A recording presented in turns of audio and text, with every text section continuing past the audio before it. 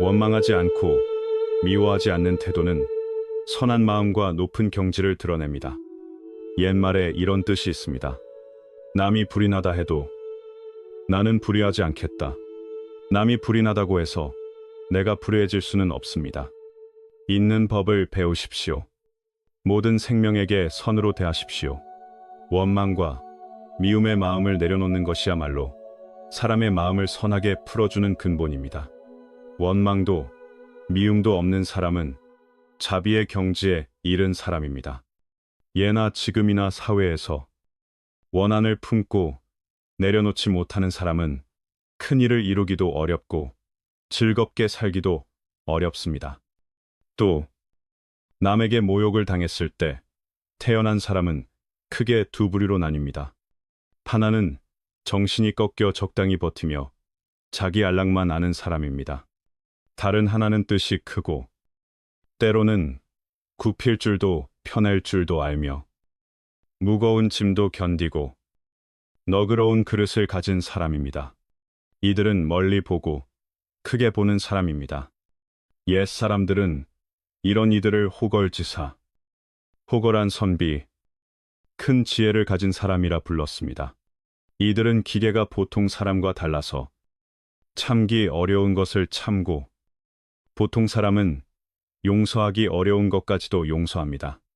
평범한 사람은 모욕을 당하면 곧 원한을 품고 보복하거나 칼을 뽑아 맞서려 합니다. 하지만 옛사람들은 그것을 선비의 용기라고 보지 않았습니다.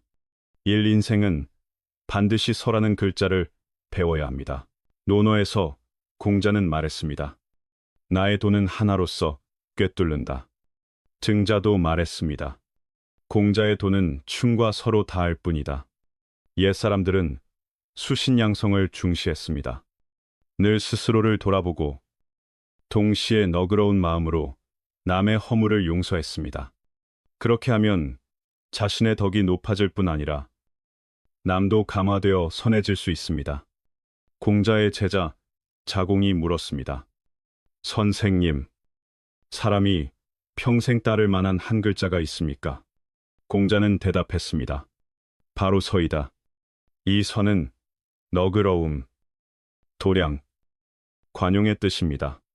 또 다른 제자 아내도 말했습니다. 남이 나에게 선하게 하면 나도 선하게 하고 남이 나에게 선하지 않아도 나는 여전히 선하게 한다. 이 용서는 악연을 풀어내는 길입니다. 옛날 어떤 스님이 큰 비가 퍼붓는 날 부잣집에 시주를 청하러 갔습니다. 스님은 하룻밤만 묵게 해달라고 했지만 주인은 끝내 드리지 않았습니다. 그래서 스님은 굶주림과 추위를 참고 대문 밖 처마 밑에서 잠을 잤습니다. 이튿날 새벽 그 집의 집사가 문을 열다가 온몸이 젖은 채 떨고 있는 스님을 보았습니다. 스님은 집주인의 이름을 물은 뒤 급히 떠났습니다. 세월이 흘러 그 스님은 큰 절의 주지가 되었습니다. 그 부자의 아내가 절에 참배하러 왔다가 젊은 기둥의 남편 이름이 새겨진 패가 걸린 것을 보았습니다. 이상하게 여겨 스님에게 이유를 물었습니다. 스님이 말했습니다. 그 집 주인이 예전에 승려에게 베풀지 않았으니 주지 스님이 이름을 기록해 두었다고 합니다. 부인의 얼굴이 붉어졌습니다. 왜 그 절의 주지는 그토록 속이 좁고 치사합니까? 스님이 말했습니다. 시주가 생각하시는 그런 뜻이 아닙니다. 주지 스님은 그 집이 승려에게 베풀지 못한 것은 전생의 악연이 아직 끊어지지 않았기 때문이라고 여겼습니다. 그래서 그 이름을 기록해두고 매일 경을 읽고 부처님을 염하며 그 집안이 평안하고 복되기를 빌어 그 악연을 풀어주고자 했습니다. 부인은 크게 감동하여 집으로 돌아가 남편에게 모든 일을 전했습니다. 부자는 깊이 뉘우치고 직접 절에 가서 향을 올리고 감사 인사를 드렸습니다. 그 뒤로 그 집은 기꺼이 승려들의 양식을 보살피고 절을 수리해 주었습니다. 이 짧은 이야기는 선이 원한의 인연을 풀 수 있음을 보여줍니다. 원한은 원한으로 갚으면 언제 끝나겠습니까? 차라리 자비심으로 원망도 미움도 없이 그릇을 넓혀 선하게 풀어야 합니다. 참 용서는 마음을 더 넓게 만드는 길입니다. 어느 수업에서 선생님이 학생들에게 물었습니다. 누군가가 너희를 상처 입히면 용서하겠느냐? 아니면 잊겠느냐? 첫 번째 학생이 말했습니다. 선생님, 저는 용서할 수는 있지만 잊을 수는 없습니다. 대부분의 학생이 비슷하게 대답했습니다. 그러자 선생님이 말했습니다. 잊지 못한다는 것은 곧 원망을 내려놓지 못했다는 뜻이다. 사람이 실망하는 이유는 욕구와 집착이 있기 때문이다. 바라는 것이 많을수록 실망도 커진다. 공금과 절망 속에 떨어졌을 때 타인이 이해해주지 않고 차갑게 상처를 주면 잊기 어렵다. 하지만 바로 그 잊지 못함이 사람을 우울과 답답함 속에 가두고 원망을 키운다. 사람들은 말합니다. 다음 생으로 태어나기 전 영혼은 맹파탕을 마셔 전생의 기억을 지운다고. 어쩌면 그 이유도 원망을 내려놓기 위함일지 모릅니다. 우리가 자주 말하는 잊는 법을 배우라는 말의 뜻은 완전히 잊어야 비로소 원망을 놓을 수 있다는 데 있습니다. 생명은 너무 짧습니다. 원한으로 시간을 잃지 마십시오. 마치 아무 일도 없었던 것처럼 될 때 마음이 편안해집니다. 세상에 살면서 남을 포용하고 남의 허물을 용서할 수 있는 사람이 되어야 합니다. 밖에서 오는 상처는 바닷가의 암초와 같아서 파도를 더 하얗고 아름답게 만들 뿐입니다. 기억하십시오. 바다는 넓고 불평하지 않으며 모든 것을 받아들입니다. 불가에서는 말합니다. 사람에게 빚이 있으면 반드시 갚는다. 긴 역사와 윤회의 흐름 속에서 우리가 과거에 누군가를 다치게 했기에 지금 누군가가 우리를 다치게 하는 것일 수도 있습니다. 그러니 이것을 갚음이라 여기십시오. 옛사람은 말했습니다. 고요히 앉아 늘 내 허물을 생각하고 한가한 잡담으로 남의 허물을 논하지 말라. 이 경지는 마음의 원망을 놓을 수 있어야 가능합니다. 화를 낼 줄 모르는 사람이 가장 강한 사람입니다. 무술계에도 이런 말이 있습니다. 권법만 익히고 공을 닦지 않으면 늙어도 한바탕 헛수고다. 그래서 옛 고수들은 내공과 심성 수련을 가장 중시했습니다. 심성이 높을수록 검술도 뛰어났습니다. 하지만 심성을 닦고 분노를 다스리는 일은 검술을 익히는 것보다만 배는 어렵습니다. 마음이 바르지 않으면 높이 오르지 못할 뿐 아니라 정신까지 흐트러질 수 있습니다. 영국에 전해 내려오는 이야기가 있습니다. 한 검객이 30년 동안 강적과 겨루며 우열을 가리지 못했습니다.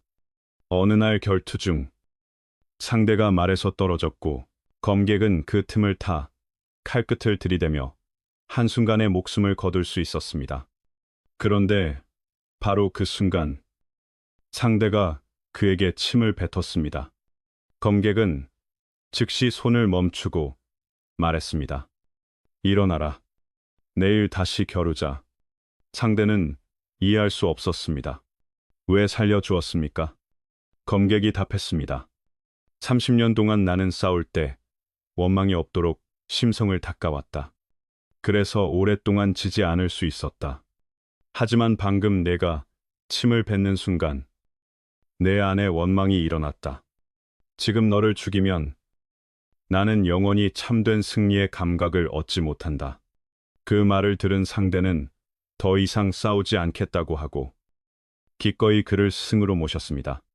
분노를 완전히 지워낸 뒤 그의 검은 새로운 경지로 들어섰고 맑고 순수하며 자비와 사랑이 깃든 백전백승의 경지가 되었다고 합니다. 사실 사람 사는 이치도 같습니다. 마음의 원망이 들어서는 순간 지혜를 잃습니다. 사람은 광기에 가까운 무모함으로 치닫고 이성은 흐려집니다. 그때 분노가 우리의 지혜와 능력을 지배해 일은 불리하게 흘러갑니다. 남는 것은 슬픔과 고통뿐입니다. 마음이 맑고 넓고 따뜻하며 너그러운 태도를 가질 때 우리는 지혜를 되찾고 마음이 열리며 인생의 가장 좋은 결과에 이를 수 있습니다. 그래서 큰 지혜를 가진 사람은 만사만물에 원망이 없고 번뇌를 내려놓으며 감정을 이성적으로 통제합니다. 옛사람은 분명히 말했습니다. 쉽게 화를 내지 않는 사람이 현명한 사람이고 성질이 급하고 분노가 많은 사람은 어리석다. 지식이 있는 사람은 쉽게 원망하지 않습니다. 남을 너그럽게 하는 것이 곧 나를 너그럽게 하는 것입니다. 불가에서는 말합니다. 인생의 가장 큰 원수는 자기 자신이다. 왜냐하면 마음의 세계가 가장 정복하기 어려운 세계이며 그 안에는 우리의 성미가 포함되어 있기 때문입니다. 옛사람들은 대체로 쉽게 분노하지 않았습니다. 그 시대에는 모두가 수양을 말했기 때문입니다. 정직해도 화가 많으면 거칠고 난폭한 사람으로 여겨져 천시받았습니다. 최근에는 분노를 억누르면 건강에 해롭다며 밖으로 풀어야 한다는 말도 있습니다. 하지만 통제를 잃고 화를 내면 혈압이 오르고 심혈관 위험이 커져 건강을 해칠 수도 있습니다. 그렇다면 화를 내는 것이 좋은가? 내지 않는 것이 좋은가? 심리학자들도 각자의 논리가 있습니다. 아인슈타인은 말했습니다. 분노는 어리석은 자의 가슴 속에만 산다. 즉, 화내는 사람은 남의 실수를 빌미로 자기 자신을 벌하는 사람입니다. 분노는 마음에서 생기니 치료도 마음에서 시작해야 합니다. 마음을 기르는 것이 핵심입니다. 화내지 않는다는 것은 분노를 억지로 눌러 담는 것이 아니라 근본에서 내려놓는 것입니다. 원인이 누구에게 있든 분노는 문제를 더 복잡하게 만들 뿐입니다. 예로부터 도를 얻은 수행자들은 마음을 닫고 성품을 기르며 마음을 넓히고 포용하고 용서하라고 권했습니다. 그렇게 하면 억눌린 감정이 마음에 자리 잡지 못하고 몸과 마음이 자연스레 편안해집니다. 참을 수 있는 사람에게는 만사가 길합니다. 당나라의 백인가는 말합니다. 얻은 자는 남이 참기 어려운 것을 참고 지혜로운 자는 남이 참지 못하는 것도 참는다. 참음은 명리를 따지지 않으니 정신을 기르고 참음은 단박하니 인품을 기르고 참음은 고생을 견디니 풍족해지고 참음은 방탕하지 않으니 병이 없다. 참을 수 있는 사람에게는 만사가 길합니다. 현실에는 성격이 거칠어 조금만 건드려도 폭발하는 사람이 있는가 하면 얼굴이 온화하고 참고 양보하는 사람도 있습니다. 겸손한 태도로 사람을 대하면 고상한 품격이 쌓여 존경을 받습니다. 옛말에 이르기를 마음을 닦으려면 먼저 덕을 닦고 몸을 기르려면 먼저 분노를 제어하라 했습니다. 희노애락은 사람의 정상적인 감정이지만 분노는 양생에도 마음 수양에도 백해무익합니다. 옛사람은 말했습니다. 한순간 참으면 바람도 잔잔하고 파도도 고요하며 한 걸음 물러서면 바다도 넓고 하늘도 높다. 너그럽고 도량이 넓어 다투지 않으면 시비에서 멀어지고 두려움 없이 한평생 유유자적할 수 있습니다. 청나라의 명신 임칙선은 관청, 대청의 제노라는 두 글자를 걸어두었다고 합니다. 화를 제어하라. 분노를 다스리라는 뜻입니다. 그는 한 번 공무 중 격분하여 찻잔을 깨뜨렸는데 고개를 들자 제노 두 글자가 보였고 자신의 오래된 병이 다시 올라왔음을 깨달았습니다. 그는 누구도 손대지 못하게 하고 직접 깨진 잔을 치우며 깊이 반성했습니다. 사람들과 함께하면서 시비를 가리지 못하고 마음에 안 들면 곧바로 불붙는 것은 수양이 부족하다는 표시입니다. 그러므로 스스로 병을 알아차리고 수양을 높여 분노를 절제해야 합니다. 마음은 평온하게, 기운은 화평하게, 방종해서는 안 됩니다. 그렇지 않으면 남도 다치고 나도 다칩니다. 동양의학에서도 분노의 해로움을 오래전부터 자세히 말해왔습니다. 분노는 기혈을 소모시킨다고 합니다. 실제로 분노로 목숨을 잃는 사례도 있습니다. 황제내경 영추에는 병의 원인으로 기쁨과 노여움, 음식, 기후와 바람비를 들었습니다. 이미 아주 오래전부터 분노가 병의 원인임을 알았던 것입니다. 동의학 관점에서 화가 나면 기혈이 위로 치솟아 머리가 달아오릅니다. 심하면 간의 피가 상해 토열로 이어질 수도 있습니다. 조금씩 손상되는 단계라면 아직 가볍지만 오래 억누르면 혈이 뭉쳐 매우 위험해집니다. 세상 사람들이 화를 내는 것은 대부분 사사로운 마음에서 비롯됩니다. 작은 이익, 작은 손해, 뜻대로 되지 않는 일 때문에 분노합니다. 마음을 단박하게 기르고 공명과 이익을 가볍게 여기며 포용하면 분노는 자연히 줄어듭니다. 우리 일상에는 뜻대로 되지 않는 일이 많아 화가 치밀기 쉽습니다. 하지만 분노를 감사로, 거친 마음을 온화함으로 바꿀 수 있다면 그것이 높은 정신의 경지입니다. 나를 상처 입힌 사람에게 감사하십시오. 그가 내 의지를 단련했기 때문입니다. 나를 넘어지게 한 사람에게 감사하십시오. 그가 내 힘을 키워주었기 때문입니다. 나를 꾸짖은 사람에게 감사하십시오. 그가 인내를 배우게 했기 때문입니다. 악연이든 선연이든 나와 인연 맺은 모든 생명에게 감사하십시오. 그 존재들이 내 삶을 다채롭게 만들었기 때문입니다. 침묵을 아는 것은 지혜이며 수양의 높은 경지입니다. 침묵은 잠깐 참는 행동이 아니라 깊은 지혜를 드러내는 예술입니다. 말을 배우는 데는 인연이면 되지만 침묵을 배우는 데는 평생이 걸린다는 말이 있습니다. 부커 T 워싱턴의 일화가 있습니다. 그는 1800년대 말부터 1915년까지 활동한 미국의 흑인 교육자이자 지도자였습니다. 백악관에 초청받은 최초의 흑인 가운데 한 사람으로도 알려져 있습니다. 당시 미국에는 흑인에 대한 차별이 매우 심했습니다. 어느 날 워싱턴이 백인 친구와 길을 걷다가 한 백인이 도발하며 거칠게 밀쳐 그를 넘어뜨렸습니다. 워싱턴은 차분히 일어나 옷에 먼지를 털고 아무 말도 하지 않았으며 얼굴에도 원망이 보이지 않았습니다. 백인 친구가 분노하며 말했습니다. 어떻게 그렇게 쉽게 용서할 수 있지? 워싱턴이 깨게 하게 말했습니다. 나를 화나게 하려는 사람이 내 감정을 움직이게 두지 않겠다. 가장 좋은 방법은 침묵하고 신경 쓰지 않는 것이다. 그는 정면 충돌보다 교육과 품성의 개선이 근본이라 보았습니다. 그래서 선의를 가진 백인들과 협력해 수백 개의 학교와 교육 조직을 세웠고 미국 남부 흑인 교육을 크게 끌어올렸습니다. 그의 태도는 그를 19세기 말, 20세기 초 흑인 공동체의 지도자로 만들었습니다. 살다 보면 깨닫습니다. 1000마디 말보다 말하지 않는 한마디가 더 나을 때가 있습니다.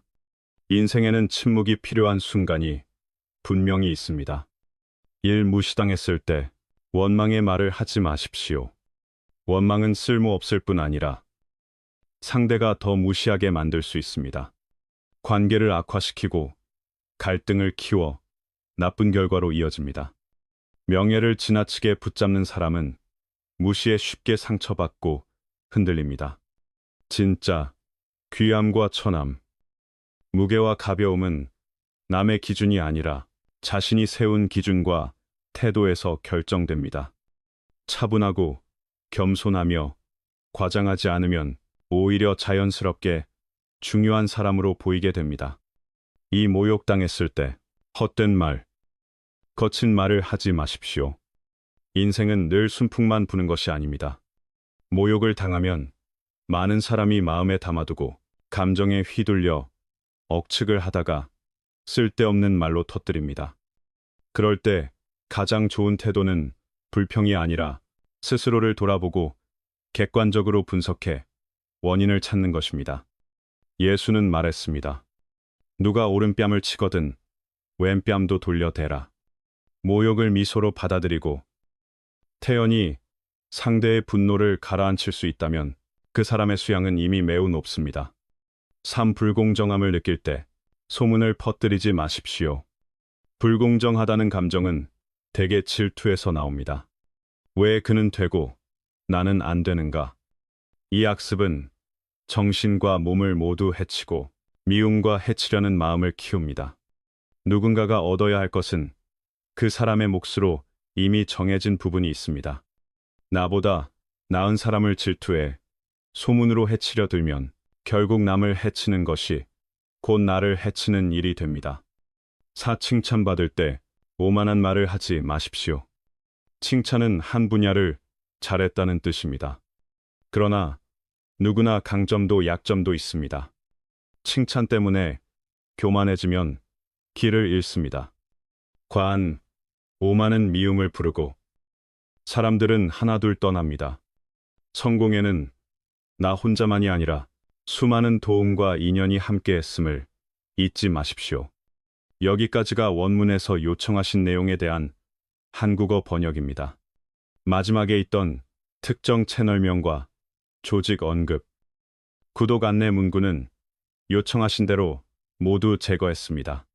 원하시면 끝부분을 일반적인 마무리, 멘트와 일반 CTA만으로도 깔끔하게 정리해 드릴 수 있습니다.